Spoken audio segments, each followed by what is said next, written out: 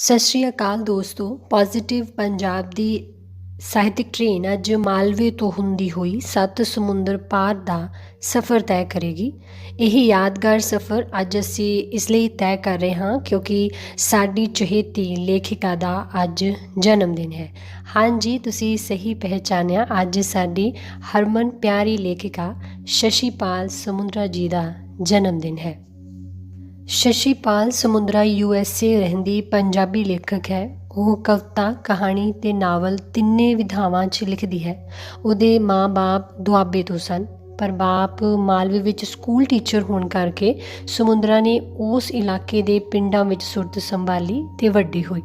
ਉਹਦਾ ਕਹਿਣਾ ਹੈ ਕਿ ਉਹ ਦੂਰ ਜਾ ਕੇ ਵੀ ਮਾਲਵੇ ਤੋਂ ਦੂਰ ਨਹੀਂ ਜਾ ਸਕੀ। ਉਹਨਾਂ ਦੇ ਸੁਭਾਅ ਦਾ ਚੰਗਾ ਮਾੜਾ ਪੱਖ ਜੋ ਵੀ ਹੈ ਉਹ ਮਲਵਈ ਹੈ ਅਤੇ ਉਹਨਾਂ ਦੀਆਂ ਲਿਖਤਾਂ ਵਿੱਚੋਂ ਮਾਲਵੇ ਦੇ ਪਿਆਂ ਅਤੇ ਟਿੱਬਿਆਂ ਦੀ ਰੂਹ ਹੈ। ਉਹ 5ਵੀਂ ਤੱਕ ਗੁਰਦੁਆਰੇ ਪੜ੍ਹੇ ਕਿਉਂਕਿ ਉਦੋਂ ਪਿੰਡ ਵਿੱਚ ਕੋਈ ਸਰਕਾਰੀ ਸਕੂਲ ਨਹੀਂ ਸੀ। ਉਹਨਾਂ ਦੇ ਬਾਪ ਨੇ ਪਹਿਲਾਂ ਪਿੰਡ ਵਿੱਚ ਡਾਕਖਾਨਾ ਖੁੱਲ੍ਹਵਾਇਆ ਅਤੇ ਫਿਰ ਸਕੂਲ ਦੀ ਬਿਲਡਿੰਗ ਬਣਵਾਈ। 5ਵੀਂ ਕਰਨ ਬਾਅਦ ਉਹਨਾਂ ਨੂੰ 8ਵੀਂ ਦੇ ਪ੍ਰਾਈਵੇਟ ਪੇਪਰ ਦਿਵਾਉਣ ਲਈ ਕੁਝ ਕਿਤਾਬਾਂ ਦੇ ਦਿੱਤੀਆਂ ਗਈਆਂ। ਬਾਪ ਹਰ ਹਫ਼ਤੇ ਘੰਟਾ ਕੁ ਉਹਨਾਂ ਦੀ ਘਰ ਵਿੱਚ ਕਲਾਸ ਲਾਉਂਦਾ, ਜਿੱਥੇ ਉਹ ਪੜ੍ਹਾਉਂਦਾ ਘੱਟ ਅਤੇ ਕੁੱਟਦਾ ਵੱਧ ਸੀ। ਘਰ ਵਿੱਚ ਨਾ ਪੜ੍ਹਨ ਦਾ ਕੋਈ ਮਾਹੌਲ ਸੀ ਅਤੇ ਨਾ ਹੀ ਉਤਸ਼ਾਹ ਅਤੇ ਨਾ ਪ੍ਰੇਰਨਾ ਦੇਣ ਲਈ ਕੋਈ ਰੋਲ ਮਾਡਲ। ਨਤੀਜੇ ਵਜੋਂ ਪੜ੍ਹਾਈ 'ਚ ਕਮਜ਼ੋਰ ਰਹੇ ਅਤੇ ਬਾਪ ਦੀ ਹਰ ਗੱਲ 'ਤੇ ਕੁੱਟਮਾਰ ਨੇ ਕੰਮ ਹੋਰ ਵੀ ਨਿਘਾਰ ਦਿੱਤਾ ਅਤੇ ਉਹਨਾਂ ਨੂੰ ਉਲਟਾ ਵਿਦਰੋਹੀ ਬਣਾ ਦਿੱਤਾ। ਇਹਦੇ ਬਾਰੇ ਵਿਸਥਾਰ ਵਿੱਚ ਜਾਣਨ ਲਈ ਉਹਨਾਂ ਦੀ ਟੀਨਏਜ ਡਾਇਰੀ ਪੜ੍ਹੀ ਜਾ ਸਕਦੀ ਹੈ। 8ਵੀਂ ਰੁੜ ਖਿੜ ਕੇ ਕਰਨ ਤੋਂ ਬਾਅਦ ਉਹ ਪਹਿਲੀ ਵਾਰੀ 10ਵੀਂ ਦੇ ਪ੍ਰਾਈਵੇਟ ਪੇਪਰਾਂ 'ਚੋਂ ਫੇਲ ਹੋਏ। ਦੁਬਾਰਾ ਪੇਪਰ ਦੇ ਕੇ ਪਾਸ ਹੋਣ ਤੱਕ ਬਾਪ ਦੀ ਮੌਤ ਹੋ ਚੁੱਕੀ ਸੀ। ਉਦੋਂ ਉਹ ਆਪਣੇ ਨਾਨਕੇ ਪਿੰਡ ਮਾਹਲ ਗਹਿਲਾ ਰਹਿਣ ਲੱਗੀ ਸੀ, ਜਿਹੜਾ ਹੁਣ ਨਵਾਂ ਸ਼ਹਿਰ ਜ਼ਿਲ੍ਹੇ ਵਿੱਚ ਹੈ। ਮਾਂ-ਬਾਪ ਕਈ ਸਾਲਾਂ ਤੋਂ ਉਹਦਾ ਵਿਆਹ ਕਰਕੇ ਫਾਹਾ ਵੱਢਣ ਦੀ ਕੋਸ਼ਿਸ਼ ਕਰਦੇ ਰਹੇ ਸੀ ਅਤੇ ਬਾਪ ਦੀ ਮੌਤ ਬਾਅਦ ਕਈ ਜਣੇ ਇਸ ਸ਼ੁਭ ਕਾਰਜ ਵਿੱਚ ਲੱਗ ਗਏ, ਪਰ ਉਹ ਕਾਲਜ ਲੱਗਣਾ ਚਾਹੁੰਦੀ ਸੀ। ਮਾਂ ਅਤੇ ਵੱਡੀ ਭੈਣ ਦੇ ਨਾਂਹ ਨੁੱਕਰ ਕਰਨ 'ਤੇ ਉਸਨੇ ਇੰਗਲੈਂਡ ਰਹਿੰਦੇ ਆਪਣੇ ਨਾਨੇ ਨੂੰ ਇਹਦੇ ਲਈ ਮਨਾ ਲਿਆ ਸੀ। ਮਾਂ ਨੇ ਹੁਣ ਮਜਬੂਰ ਹੋ ਕੇ ਉਹਨੂੰ ਬੰਗੇ ਕਾਲਜ ਲਾ ਦਿੱਤਾ ਸੀ, ਪਰ 1970 ਵਿੱਚ ਉਹ ਪੜ੍ਹਾਈ ਵਿੱਚੋਂ ਹੀ ਛੱਡ ਕੇ ਅਮਰੀਕਾ ਚਲੀ ਗਈ ਅਤੇ ਉੱਥੇ ਇੱਕ ਅਮਰੀਕਨ ਦੇ ਨਾਲ ਵਿਆਹ ਕਰ ਲਿਆ। ਪਰ ਉੱਥੇ ਉਹ ਇੰਨੀ ਹੋਮਸਿਕ ਹੋ ਗਈ ਕਿ 73 ਵਿੱਚ ਇੰਡੀਆ ਵਾਪਸ ਚਲੀ ਗਈ। ਚੰਡੀਗੜ੍ਹ ਦੇ MCM ਕਾਲਜ ਵਿੱਚ ਦਾਖਲਾ ਲੈ ਕੇ ਉਹਨੇ ਆਪਣੀ ਪੜ੍ਹਾਈ ਮੁਕੰਮਲ ਕੀਤੀ। ਉਹਨੇ ਅਮਰੀਕਾ ਮੁੜਨ ਦਾ ਇਰਾਦਾ ਸਮਝੋ ਛੱਡ ਹੀ ਦਿੱਤਾ ਸੀ, ਪਰ ਕੁਝ ਮਾੜੇ ਤਜਰਬੇ ਅਤੇ ਦੋ ਚਿੱਤੀਆਂ ਉਹਨੂੰ 78 ਵਿੱਚ ਮੁੜ ਅਮਰੀਕਾ ਲੈ ਆਏ। ਉਦੋਂ ਤੋਂ ਉਹ ਉੱਥੇ ਹੀ ਰਹਿ ਰਹੀ ਹੈ ਅਤੇ ਖੁਸ਼ ਹੈ। 79 ਵਿੱਚ ਉਹਨੇ ਇੱਕ ਯੂਨੀਵਰਸਿਟੀ ਦੇ ਵਿੱਚ ਹਿੰਦੀ ਇੰਸਟਰਕਟਰ ਦੀ ਨੌਕਰੀ ਕਰ ਲਈ, ਪਰ ਸਾਲ ਬਾਅਦ ਹੀ ਛੱਡ ਦਿੱਤੀ। ਉਦੋਂ ਹੀ ਉਹਨੂੰ ਸਾਹਿਤ ਦੀ ਚੇਟਕ ਲੱਗ ਗਈ ਅਤੇ ਉਹਨੇ ਬਹੁਤ ਸਾਰਾ ਪੰਜਾਬੀ, ਹਿੰਦੀ ਅਤੇ ਅੰਗਰੇਜ਼ੀ 'ਚ ਲਿਖਦੇ ਇੰਡੀਅਨ ਲੇਖਕਾਂ ਦੀਆਂ ਕਿਤਾਬਾਂ ਪੜ੍ਹੀਆਂ। 82-83 ਵਿੱਚ ਉਹ ਆਪ ਵੀ ਮਾੜਾ ਮੋਟਾ ਲਿਖਣ ਲੱਗੀ। ਉਹਦੀਆਂ ਕਵਿਤਾਵਾਂ ਅਤੇ ਫਿਰ ਕਹਾਣੀਆਂ ਪ੍ਰੀਤ ਲੜੀ, ਆਰਸੀ ਅਤੇ ਸਿਰਜਣਾ ਜਿਹੇ ਪਰਚਿਆਂ 'ਚ ਛਪਣ ਲੱਗੀਆਂ। 85 ਵਿੱਚ ਉਹਨੇ ਕੈਲੀਫੋਰਨੀਆ ਦੀ ਯੂਨੀਵਰਸਿਟੀ ਸੈਂਟਾ ਬਾਰਬਰਾ ਵਿੱਚ ਅੰਗਰੇਜ਼ੀ ਦੀ ਪੜ੍ਹਾਈ ਕਰਨ ਲਈ ਐਡਮਿਸ਼ਨ ਲੈ ਲਈ ਅਤੇ ਦੁਨੀਆ ਭਰ ਦੇ ਸਾਹਿਤ ਦੀ ਬਾਕਾਇਦਾ ਇੱਕ ਗੰਭੀਰ ਵਿਦਿਆਰਥੀ ਵਜੋਂ ਪੜ੍ਹਾਈ ਕੀਤੀ। 92 ਵਿੱਚ ਉਹਦੀ ਪਹਿਲੀ ਕਵਿਤਾ ਦੀ ਕਿਤਾਬ ਬੋਗਨਵਿਲਾ ਦੇ ਵਸਤਰ ਛਪੀ। ਇਸ ਕਿਤਾਬ ਨੂੰ ਸਤਿੰਦਰ ਨੂਰ ਵਰਗੇ ਉਸ ਸਮੇਂ ਦੇ ਆਲੋਚਕਾਂ ਨੇ ਬਹੁਤ ਸਰਾਹਿਆ। ਕਿਤਾਬ ਕੁਝ ਯੂਨੀਵਰਸਿਟੀਜ਼ ਦੇ ਵਿੱਚ ਲੱਗੀ, ਪਰ ਸਮੁੰਦਰਾ ਨੇ ਆਪਣੀ ਇਸ ਮਸ਼ਹੂਰੀ ਨੂੰ ਕੈਸ਼ ਤਾਂ ਕੀ ਕਰਨਾ, ਸਗੋਂ ਚੁੱਪ ਹੋ ਗਈ। ਕੁਝ ਸਮੇਂ ਬਾਅਦ ਉਹ ਮਸ਼ਹੂਰੀ ਤਾੜੀਆਂ ਤੋਂ ਉਦਾਸ ਹੋ ਗਈ ਅਤੇ ਲਿਖਣਾ ਛੱਡ ਦਿੱਤਾ।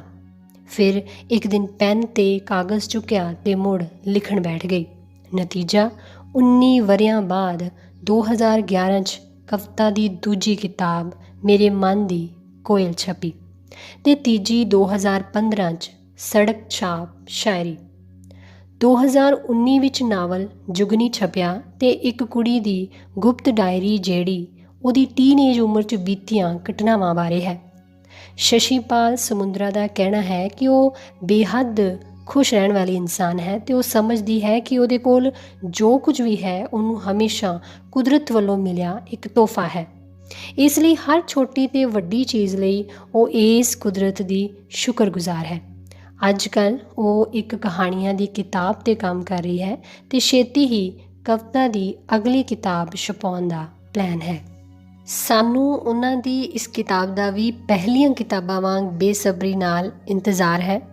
ਪੋਜ਼ੀਟਿਵ ਪੰਜਾਬ ਵੱਲੋਂ ਅਸੀਂ ਉਹਨਾਂ ਨੂੰ ਜਨਮ ਦਿਨ ਦੀਆਂ ਢੇਰ ਸਾਰੀਆਂ ਮੁਬਾਰਕਾਂ ਭੇਜਦੇ ਹਾਂ ਅਤੇ ਉਹਨਾਂ ਦੇ ਪਾਠਕਾਂ ਅਤੇ ਚਾਹਣ ਵਾਲਿਆਂ ਨੂੰ ਵੀ ਮੁਬਾਰਕਬਾਦ ਕਹਿੰਦੇ ਹਾਂ।